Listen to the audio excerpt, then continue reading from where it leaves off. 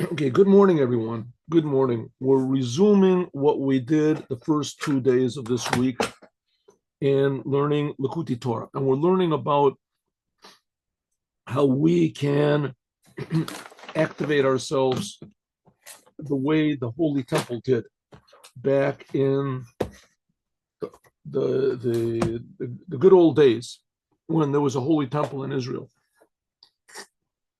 And back then, the whole purpose of the Holy Temple was for Jews to feel God and to act accordingly, to love God. To respect God, to appreciate God, to feel the reality, the importance of the Creator, and that God is creating us and He's concealing this fact from us. And in the Holy Temple, we revealed it. That's why God is concealing it. Okay, so that was the idea of the Holy Temple, that Jews felt the Creator. They felt they were being created, and they felt they were being created by the same Creator that gave the Torah, took the Jews out of Egypt. Okay, let's give charity first of all. Let's give charity. Let's not forget about charity. Here we have charity. Tzedakah tatzil mimodas, and tzedakah will bring the future, the geula.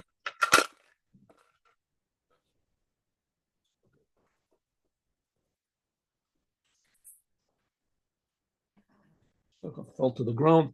Here we go. Now we lift it up. Good. So that's what this week's Torah portion talks about, the sacrifices. And it begins by saying the strange sentence, which appears to be grammatically, very surprising.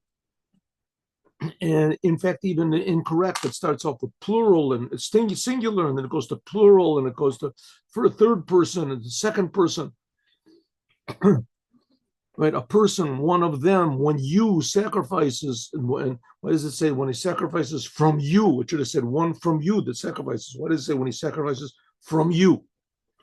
He says that's what it means. Adam, a man,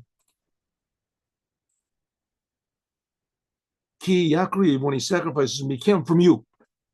Not a person from you when he sacrifices. When you make a sacrifice from you, what does it mean? Kihine, bechinas Adam. This level of Adam, who is this Adam that makes the sacrifices? Who is the Adam? Adam is every person, right? Why are we called Adam? Adam is a name of a person. Why isn't everyone called Fred or Joe? Or there's a lot of names in the Torah. Everybody could be called Moses, Abraham. He says, no, the first man that was created he had a name. He had a name. At first glance, you can say, what did he have a name for? Who was there to call him a name? You need a name when you have to, you sign a check or you have to deal with other people. Hello, my name is Joe. What's your name? So all there was God and Adam. And God didn't have to have call Adam a name. There was nobody else to confuse him. Why did he have a name? It says because Adam, the name Adam, refers also as an exact replica of what it's called Adam ala demut, Adam ala kisei. It says when Ezekiel saw his visions of godliness, he saw his visions of the upper worlds.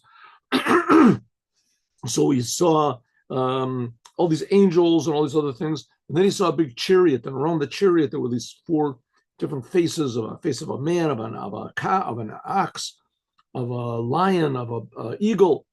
And on this, there was a throne of God, and on the throne was sitting a man.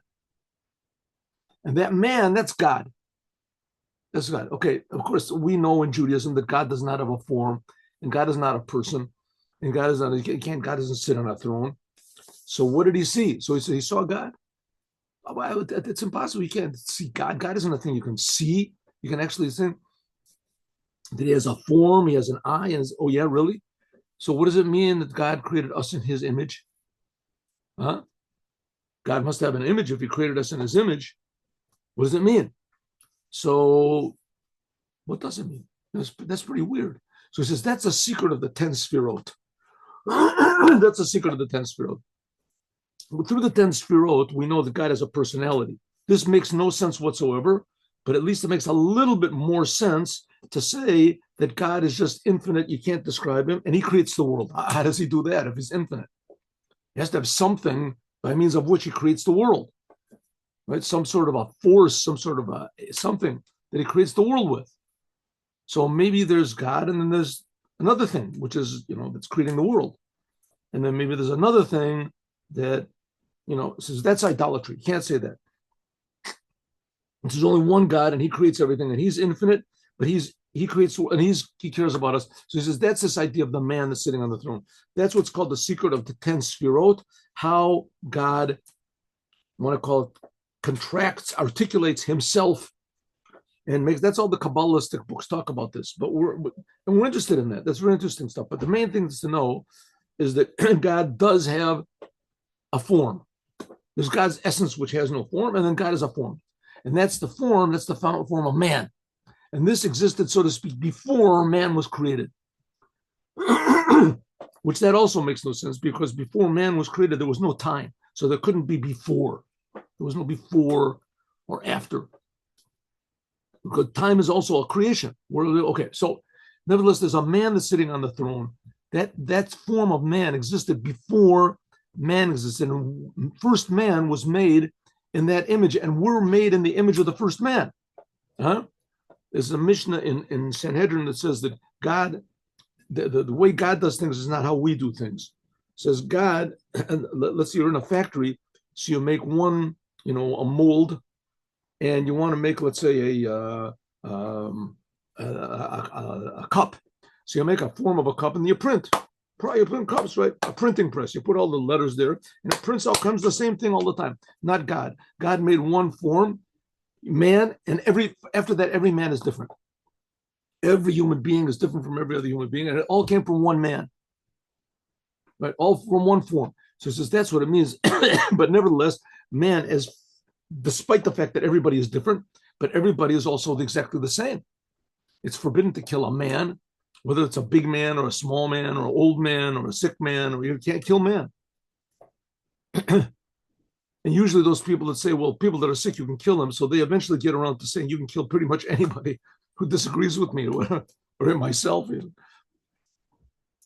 That's what it means, that man. So Adam is referring to all of us. Adam ki yakri mehem. That's what it says, Adam. This is referred to what it says, al-adamut, on the form of the throne was the form of the appearance of man. Oh, yes, one second. אני לא הגשתי טוב אתמול, אני הלכתי לישון, ועכשיו אני מוסר שיעור, אז אני אצלצל לך אחרי שאני גומר, טוב? כן, ישנתי, טוב, שלום וברכה, שלום, נדבר. Okay. Because really, lav mikol idon milus kolol. Because the fact is, God is not a man. God has no personality or character. God is essence. Elishemit labesh. But God miraculously has clothed himself in these 10 sfirot. How he made the 10 sfirot, he made it from himself.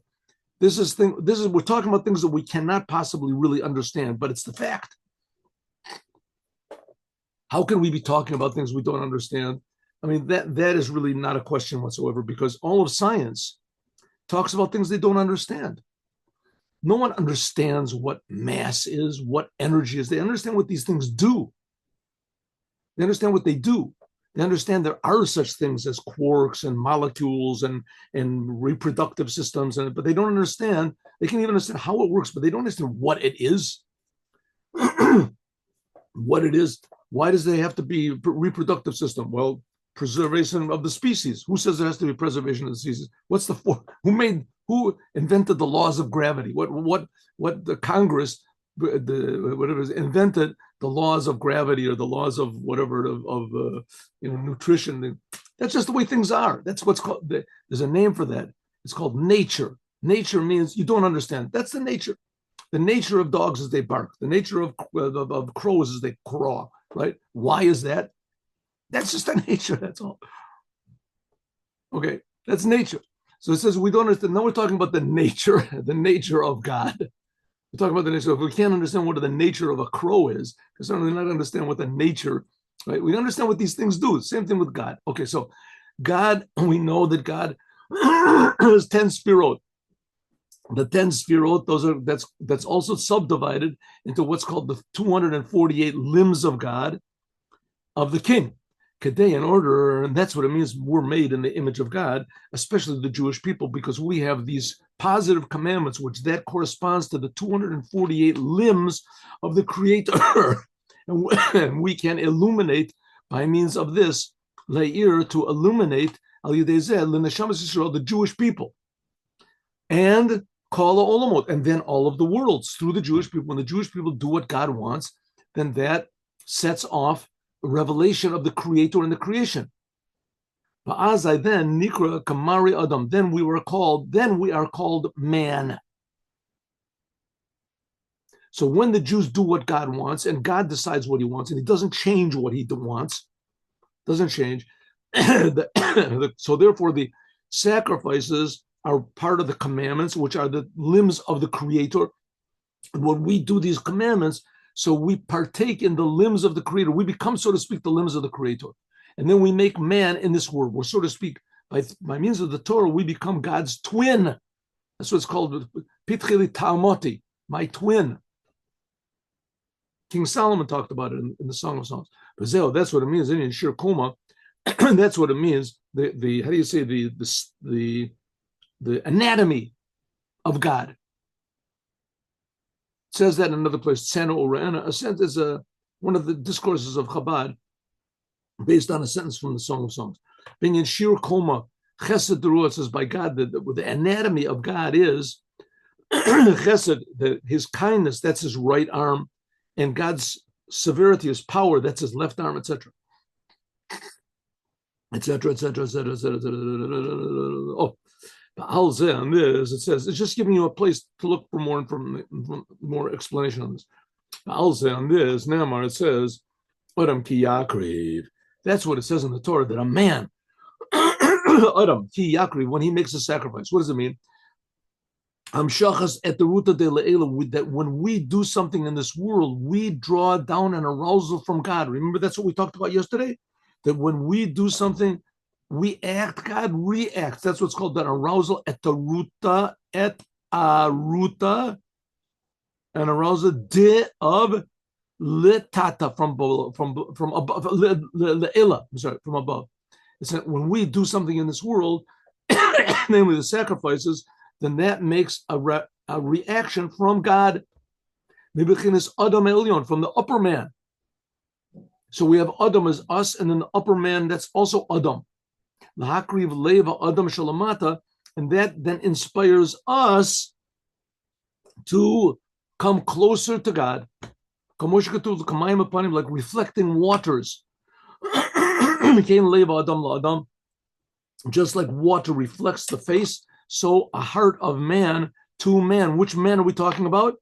Adam is us, la Adam, to God from above, God's face.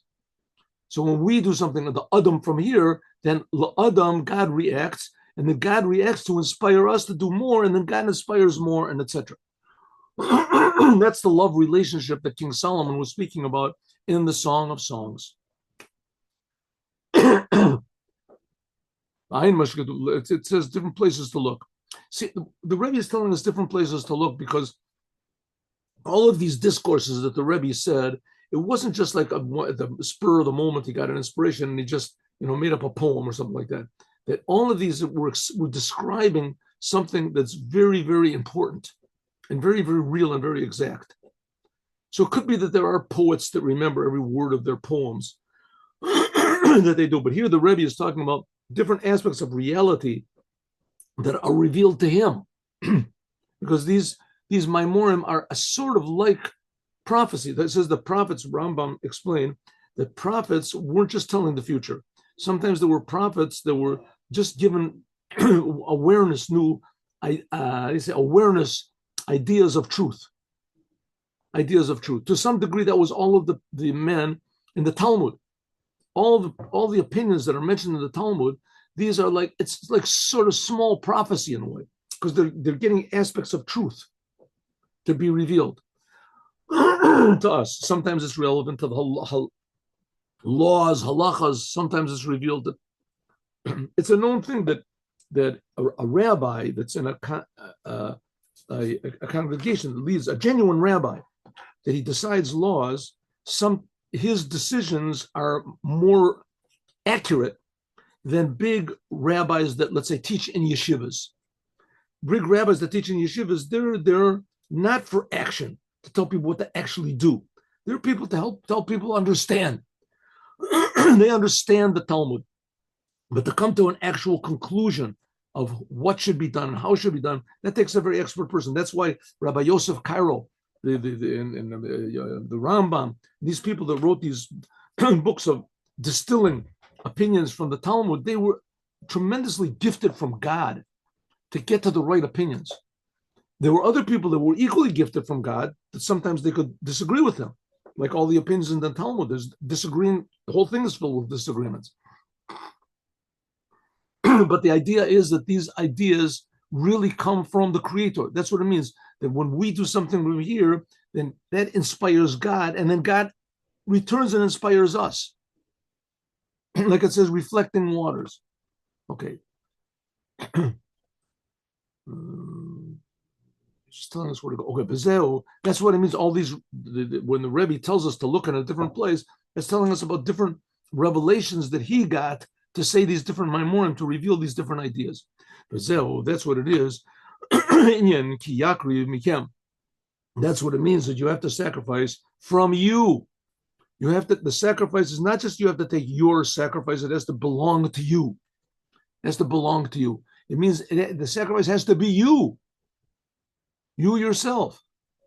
From you, really. You have to give your whole soul from below to God. You have to give your whole soul to God. Now, a person's soul is a big miracle, but we have something, in a way, maybe it's a bigger miracle, and that is our power of free choice. So with our power of free choice, we can control our soul. We can sink our soul in the most destructive, foolish things in the world if we want to. Or we can sink our soul into serving the Creator of the universe, into truth. We can take our soul whatever we want to. The tendency of the world is to be sunk into foolish things, because foolish things feel good. That's why God made the world. God made the world that stupid things feel good. Not all stupid things feel good, and not all things that feel good are stupid. But the fact is that the reason people do sins and go against God and do these things is because they have a drawing to this. How do they call it? What do they call it? There's a word to it. Anyway, propensity. Oh, good, nice, good word. They have people have a nature that draws them to these things, and it makes them feel good. Some people are always depressed. It makes them feel good to be depressed. They get attention. They don't have to do things, right? They're exempt. They have excuses. Some people like pleasures. They go out, they really get into this. Some people like pleasures, this type of pleasure. People nowadays are really addicted to let's say, the cellular phones. You watch your cellular phone, you watch the news, you watch this, you watch another soap opera, another whatever opera. It feels good.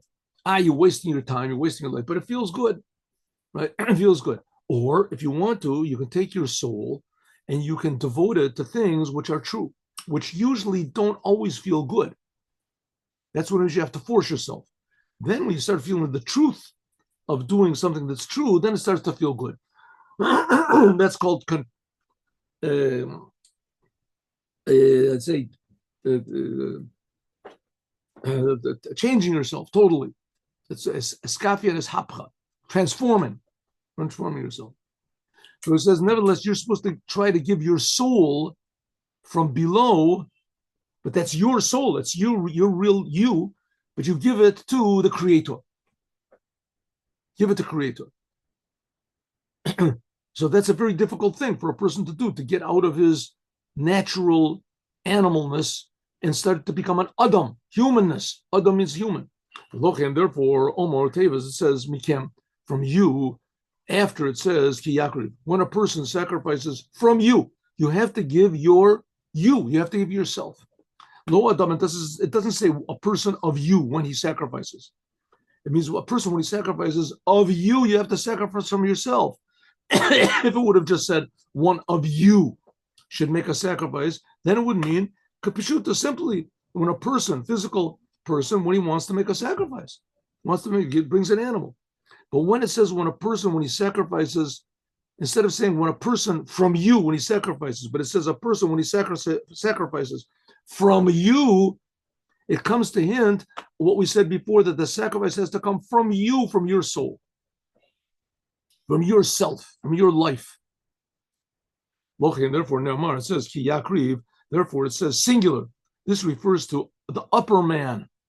Ki yakriv, shu echad, he's one.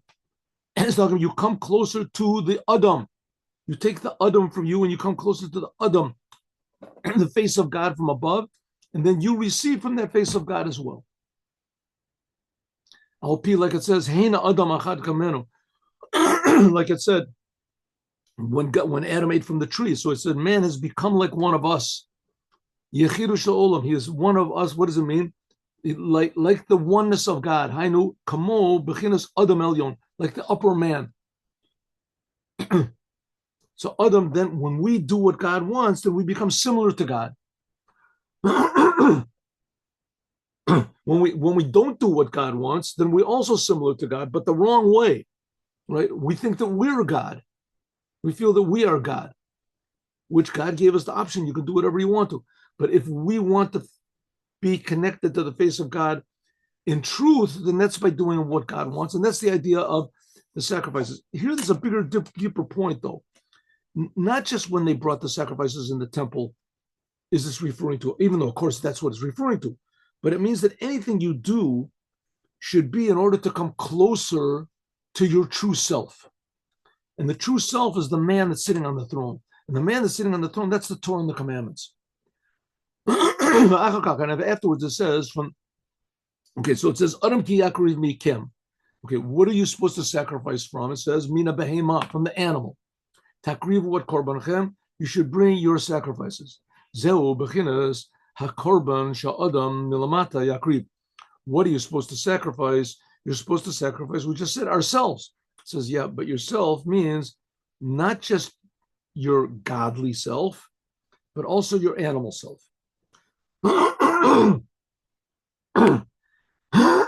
Excuse me. What's the difference? There's two ways of a person doing what's right. One way a person doing what's right is that he just becomes like, what do you want to call it, like a monk. He becomes like whatever, a monk, a nun, whatever you want to say. You keep away from the world. The world is bad. Keep away from the world. Don't get married. Don't have a family. Don't show any emotions. No sense of humor. No the inventions. You just keep it. I say keep in line, so to speak. You lobotomize yourself for God. You take away your personality. No personality. Right? I'm just serving the Creator, and that's it. Happy to do what God wants, and I'm not doing anything else. Is that you what you've done is you really haven't. You have not come closer to God. The real you is not there anymore. The real you is not there anymore. What's the real me? A person could say, what's the real me? I used to go, to bars. I used to be a criminal. I used to be in the mafia. I used to do that. That's the real me. No, that's not the real me. That's, you used your powers and your talents, you just put them in the wrong direction. But it doesn't mean that to go in the right direction, you have to negate all of your personality and your powers. You just have to change it and go to the proper direction. So that's what it means. You have to offer up the animal in yourself to the Creator. Don't kill the animal, offer it up. Some things maybe you have to kill, namely the direction you took. But you yourself, you don't have to. That's what it means. Eitz Tova, this is an advice from God. Shemiyad be'eit ratzon, as soon as a person has this inspiration, asher nimshach milamayla, that God inspires you to shine up your soul of the man, then tokaf miyad, immediately, tchilato, in the beginning, atem, you also, assume when God sends you this inspiration, so what should you do? Also, you arouse yourself. Also, the hainu, la kafia, ulishapra, ula apra, et amidot, to force yourself and to transform yourself. In other words, what does it mean? Change direction. Excuse me. As soon as God sends you a inspiration, wow, I'm really messing up my life. I really have to stop doing these bad things. I have to stop doing this. And you get these thoughts. I have to stop doing, that you all of a sudden thought, I got to stop doing this. That means you're getting an arousal from God. God is sending you a message. So what are you supposed to do? You're supposed to say, I'm going to get to work. As soon as I get this inspiration, I'm going to get to work. That's it. I'm not going to watch the stupid the cellular programs anymore, whatever it is. I'm not going to waste my time anymore. I'm going to put my energy more into doing good things. I'm going to think more about God. I'm going to think more about the Creator. I'm going to learn more Torah. I'm going to do more commandments. I'm going to do more good deeds. As soon as you get this inspiration, so use it with your animal soul. Your animal soul. Change direction. Change direction. Stop putting your energy into negative things and start putting it into the good things. That's the advice. Immediately start to do good things. Akafia, first of all, force yourself to do what's right and to refrain from what's bad. And then you'll start to enjoy doing what's right and you'll despise what is forbidden. That's what it means. That your animal soul will do it. That's what it means. Sacrifice your sacrifice. Shumina behema, namely from your animal. Like we're going to explain more. In other words, don't become a zombie. Don't become a zombie. You're going to be religious. You want to be a religious person. Wonderful. Become religious, but don't become a zombie. Maybe in the beginning, a little bit. You don't laugh at stupid jokes. You don't laugh at this, but it doesn't mean you don't laugh at all, right? It doesn't mean you don't have conversations with people. It doesn't mean you don't stop thinking. But this is very difficult. How do you do that? It says a person has to work. You have to work on yourself. You have to force yourself not to do bad things, and you have to force yourself, yes, to do good things. And then after a while, you'll understand that these bad things, they really are bad. They really are destructive. They really are foolish. That's what it says before. King, this is another thing from King David's, from the Song of Songs. God says, pull me, God. Pull me afterwards. Pull me after you. Inspire me. V'nerutza, and we will run together. Mashacheni acharecha nerutza. Pull me after you, God. V'nerutza, and we together will run. Kasher tim shacheni, when you arouse me from an arousal from above, you send me an inspiration from above. Azai, then miyad, immediately, acharecha nerutza, then we will run. Who is we? My godly soul and my animal soul. And that's like a very big, let's say, a fault of a lot of religions, that they believe that if you want to be religious, you have to like not get married, not have children, not have a family, not have a job. You have to be a priest. You have to be whatever it is, something, what do they call it? A hermit. You have to be a monk. You have to separate yourself and sit on a mountain. That's a holy person. That's a holy person. In Judaism, we say this is 100% not. I mean, who knows? Maybe it is, but that's not the way to take. That's not the way. God created the world because he wants us to be in the world, but we have to be in the world totally on God's terms. That's the point. Not an easy job. To go and sit into a monastery is much easier. Right? Once in a while, you get thoughts. Maybe I'm making a big mistake. Maybe I should be married. Maybe, okay, you push the thought out of your mind, and that's it. Life is okay. One day you're going to die anyway, and you go up to heaven with all the other people that sat in the monastery. What are you going to do in heaven? Another monastery. You'll be up there doing the same thing you did down here. Wondering, listen, maybe I should have gotten married. Now it's too late. You're supposed to have a life. People are supposed to have a life. Human beings are supposed to get married. They're supposed to have children. The monks, the monastery, the priests, whatever, the pope, they're supposed to have that. That's the way people are supposed to be. That's the first commandment given to man, right? And in other words, what does it mean? You get married means you have to act like an animal. Animals have sexual relations. They have children. You want me to be like an animal? God said, yeah, that's what I want. I want you to do it. But you have to be, like I say, Chayos HaKodesh. You have to use all of your personality, but only for positive things. Don't steal, don't lie, don't be licentious, right? You have relationships only with your wife, not with your dog or with your next door neighbor's dog or your next door neighbor's wife or with your next door neighbor, right? As tempting as it might be, as a good feeling as it might be, you have to use everything that you have the way God wants it, because that's what God wants. And if you have questions, which you'll have to have questions, I mean, there's no doubt about it. The world is not, when you sit in a monastery or you sit in a place, you got no questions, right? No questions. All you have to do is just wake up, eat a cracker every day or something like that, and go to sleep, say a few psalms. So no problems. God wants us to have problems. He wants us to be in the world, and he wants us to see what's right and what's wrong. Someone knocks into our car, who's going to pay for it? Are you going to get mad? Are you not going to get mad? That's why we're here. It's to fix up the world. But it has to be done with your animal soul. We have to sacrifice our animal. When God arouses us, then narutz, a plural, we will run, both the godly soul and the animal soul, the natural soul. But if we don't make any effort on our own to refine our animal soul, then even if we get a big arousal from above and our godly soul is aroused, then it won't last. It won't last. And there's going to be something, you're going to see something is going to happen, right? And it's going to wreck your whole, inspiration to serve God.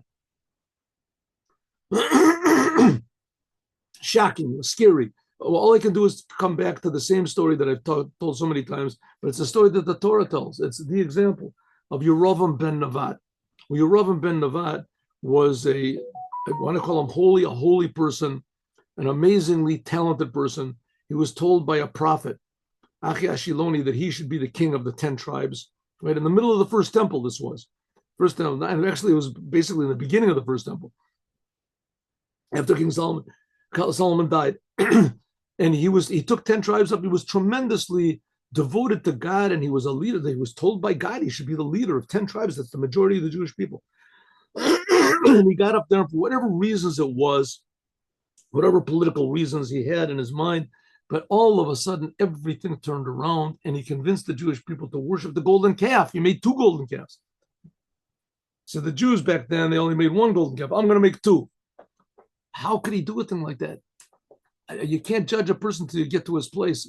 God forbid anybody should ever get to his place, but nevertheless he did it. Here the Rebbe is explaining why. Because a person got all these arousals from above, and he was a very holy person, but he didn't really work on his personality. He could not defy his own urges. He trusted himself too much. And because he trusted himself so much, so therefore he was a big egotist. He became an insufferable egotist. But immediately if a person, but if the man from above, when he inspires you a sacrifice from God, and then you yourself, that you is your natural animal instincts, that you use that, your urges, you use that, you work on that to serve God. You don't get angry, you work on what the desires you have. You work on being honest, etc. You work on it. It's difficult work. When there is an arousal from above, the orer, it arouses an arousal from below. Azai, then the spirit shouldn't be here. Azai, then tokav miyad, immediately tichilaso, he begins also lakrivat korbanchem. Then you have to start working on your own. Mina behema, from your animal. Then it'll be davar mitkayim. And like I say, I told you this yesterday, the day before, I've worked with people that are Bali Tshuva my whole life. What Bali Tshuva? These are Jews that were not religious at all. They didn't have any idea what Judaism is, or if they did, they didn't take it seriously. And suddenly they did take it seriously. Suddenly they started realizing, wow, there is a God. Wow, the Judaism is right. Wow, I should really do Torah and mitzvahs. Wow, I am a Jew. Wow, Torah is wonderful. This is an arousal from above. Suddenly they become excited. They become a Baal Tshuva. They go to a yeshiva and they become religious and they're very good and they're very this, and then they get married and all of a sudden they lose their inspiration. All of a sudden it goes away, right? They wake up in the morning and say, what am I doing this stuff for? Why am I running to the synagogue? What do I care if there's a good program on television? My friends are watching it. I'm going to go watch it. Right? The Super Bowl, what it is. I'll watch it. He watches it with this. Eventually, little by little, he's thinking to himself, why do I have to watch it by their phone? I'll watch it by me. And little by little, he loses it. And it's a very common thing that happens. It's a very common thing that happens. Listen, not super common, but let's say it happens by 0.1% of the people that are the Baalei Teshuvas. But it happens. And to every person, it happens to a certain degree. All of a sudden, you lose your enthusiasm. All of a sudden, you're not inspired. No, what are you supposed to do then? What are you supposed to do? So it's good. That's a sign you have to work on. You have to do the work yourself. You have to try to re-inspire yourself, reignite yourself.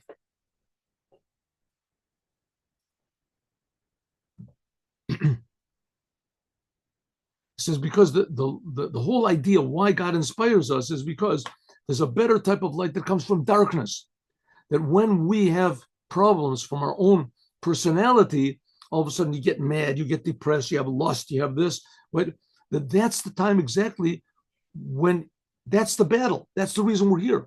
That's the whole reason we're in the world, is to work on ourselves, not to be inspired from above. Like it says in another place, this sacrifice, that you sacrifice from the animal, you have to sacrifice. That's what we sacrifice. Then the korban is mikem. You have to sacrifice from you. What's from you? And every person has a godly soul and an animal soul. And this let's do a little bit more. Every person has an animal soul and a godly soul. I think maybe we should stop here. Maybe we'll stop here. Here's a new topic.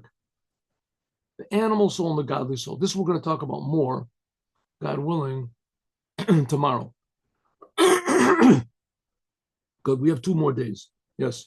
Okay, so what have we learned? We've learned today that the whole idea of the Holy Temple, when it was here, was an arousal from above to activate us to start working on ourselves and offer up the animal within ourselves. When there was a Holy Temple, then it was a lot easier to do in a way. On the other hand, when you left the Holy Temple, the challenges were greater. That's why the Jewish people stumbled in the first temple, the second temple. As we're going to talk about more, God willing, tomorrow. Let's go to the